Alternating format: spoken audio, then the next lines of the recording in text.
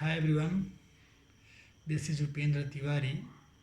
और आज मैं आप लोगों के साथ हूँ लॉकडाउन में कि कुछ चीज़ों पे बात करने के लिए कि क्या चल रहा है सबकी लाइफ में।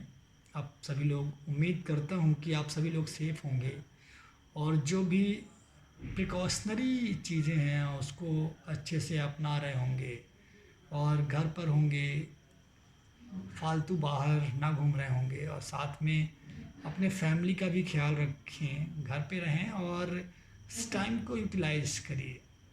क्योंकि स्टूडेंट्स के लिए बेसिकली मैं यही कहना चाहूँगा कि ये जो टाइम है ये एक गोल्डन पीरियड की तरह है।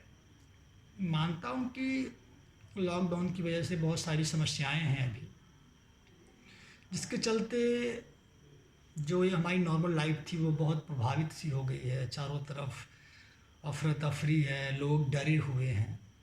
लेकिन यहाँ पे डरने की ज़रूरत नहीं है।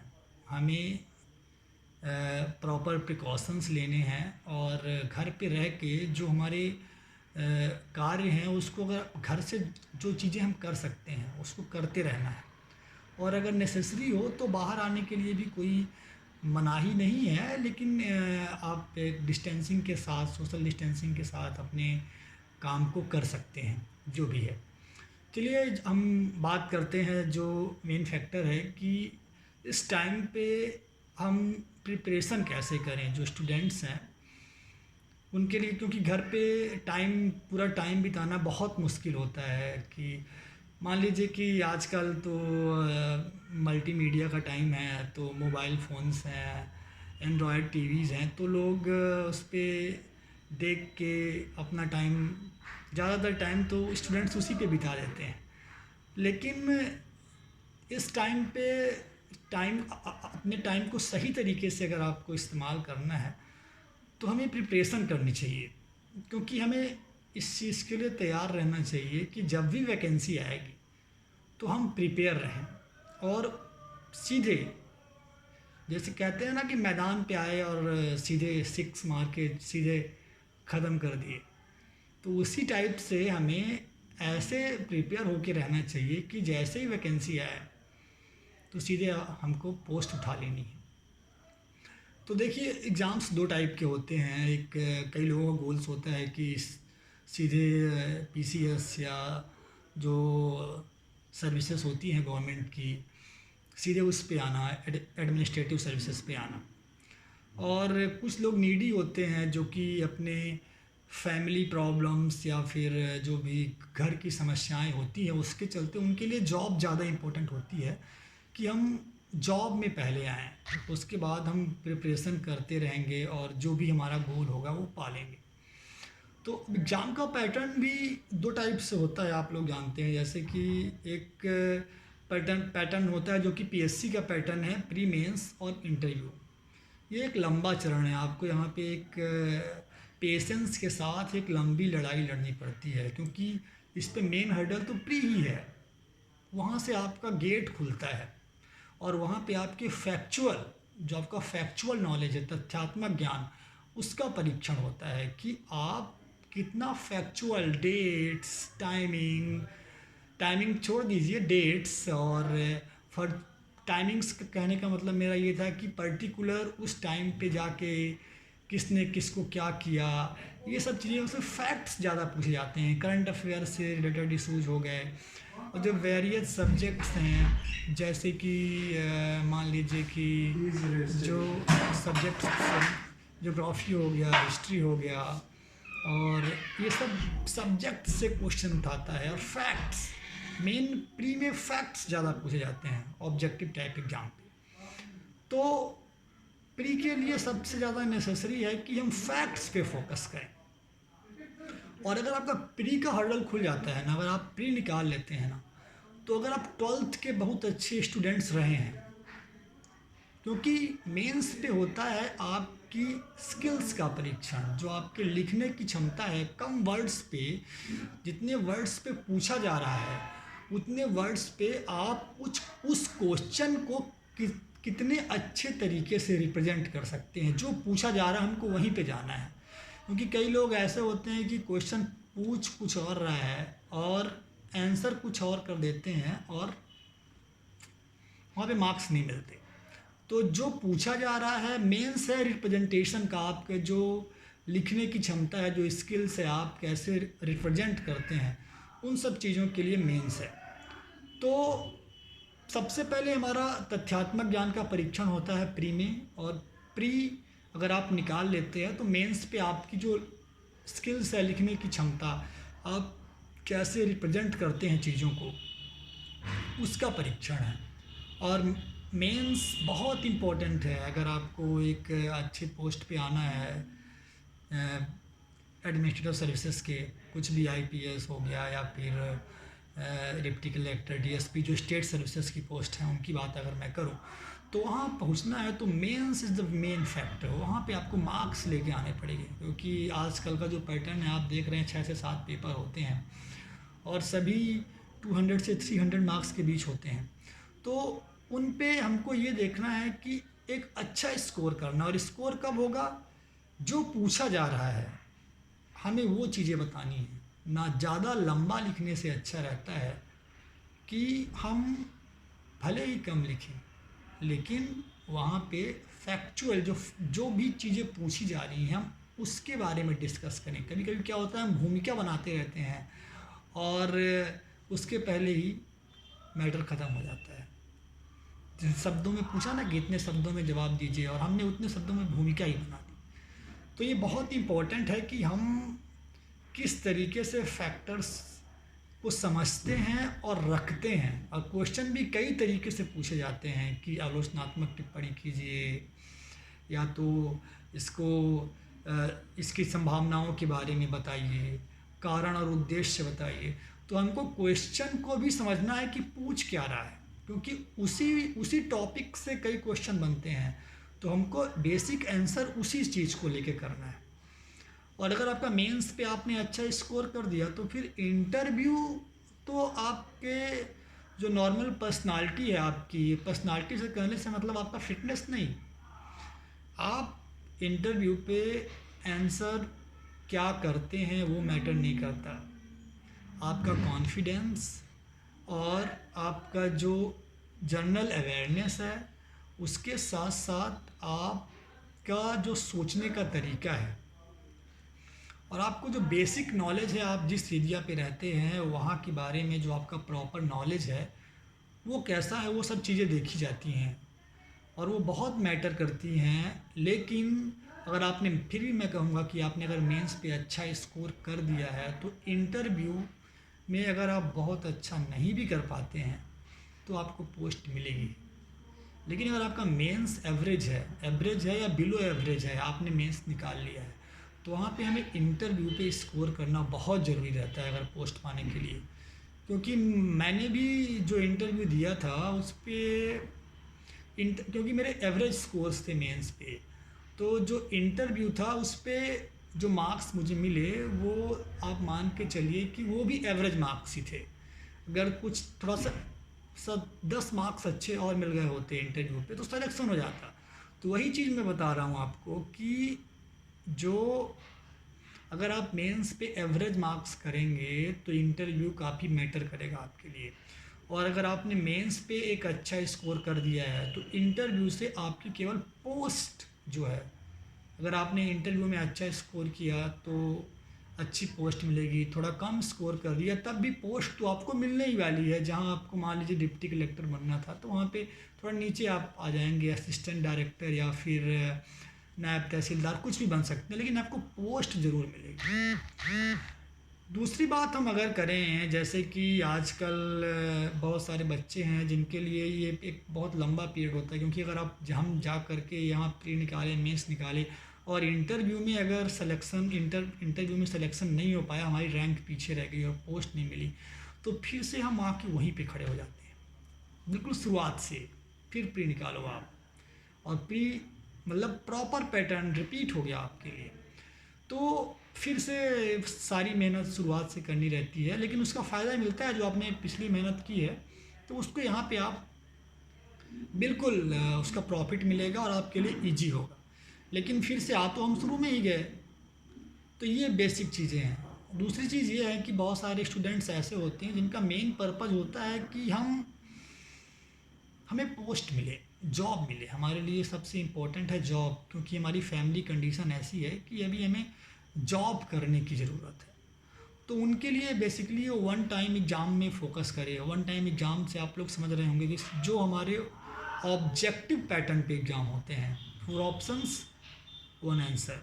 उसके लिए आपको वही बोल रहा हूँ कि फैक्चुअल जो आपका वहाँ पे नॉलेज है, तथ्यात्मक ज्ञान, हमें उस पे फोकस करना है। डेट्स और कब क्या हुआ, कौन सी योजना कब शुरू हुई, कब अकबर ने कब कौन सा युद्ध जीता, इस टाइप को। और उसको बेसिकली हमको अच्छे से देखना रहता है। आजकल क्या, पहले क्या था कि ऊपर ऊपर का पूछता था, अब थोड़ा बहुत अंदर घुसने लगा है।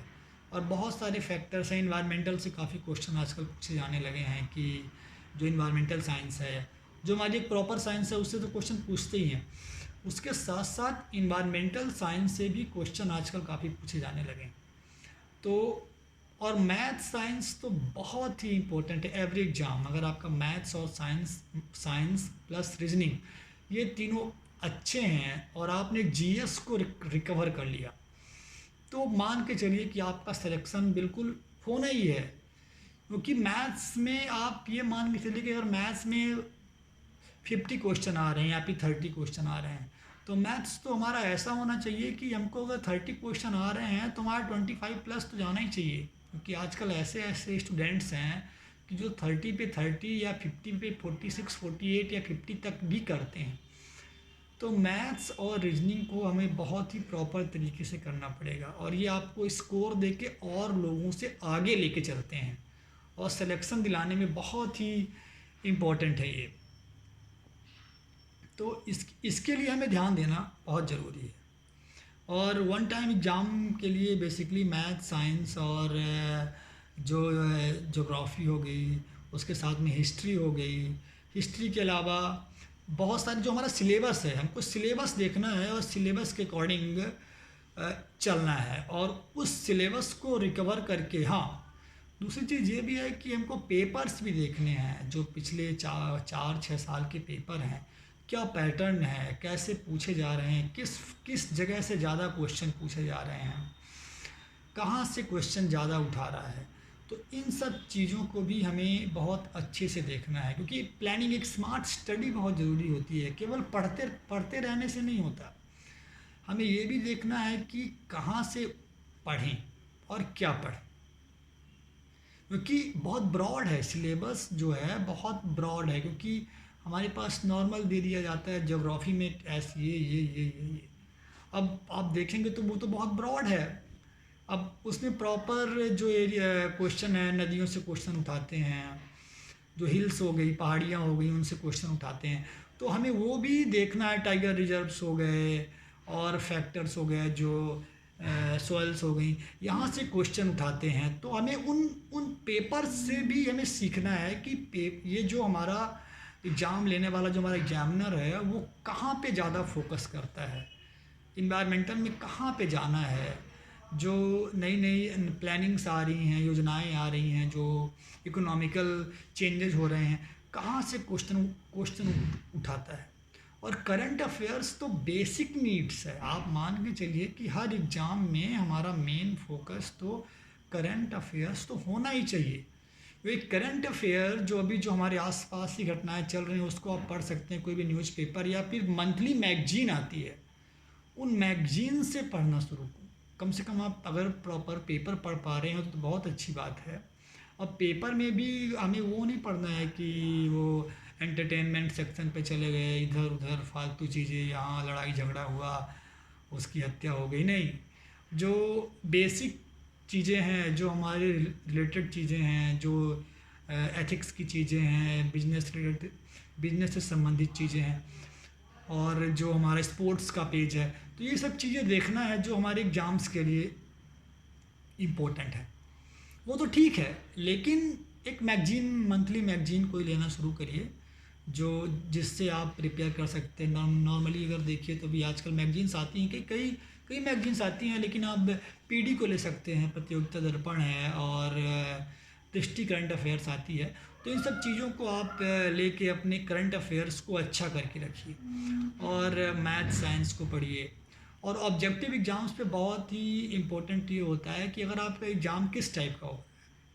अगर निगेटिव मार्किंग है तो हमसे जो क्वेश्चन आ रहे हैं उनको ही करना है।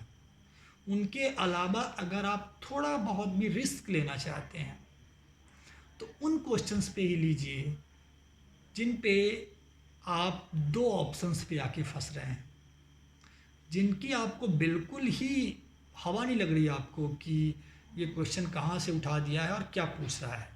तो उनके वहाँ तो हमको टच ही नहीं करना है।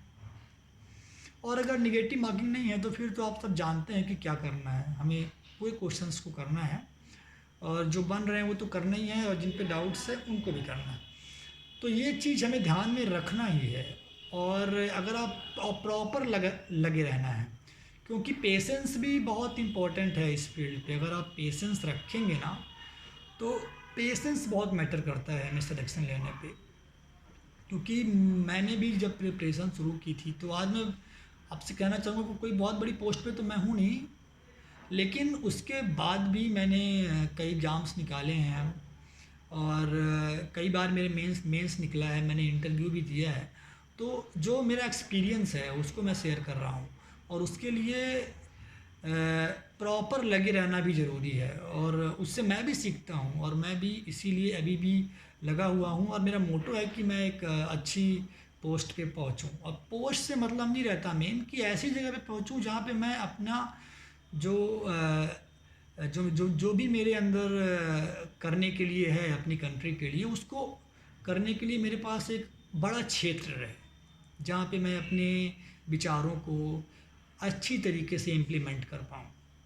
नॉर्मली करने को आप जहाँ पे हो वहाँ पर भी कर सकते हो, लेकिन सबका वो रहता है कि थोड़ा सा और अच्छे से करें। तो तैयारी करिए घर पे रह के अच्छे से।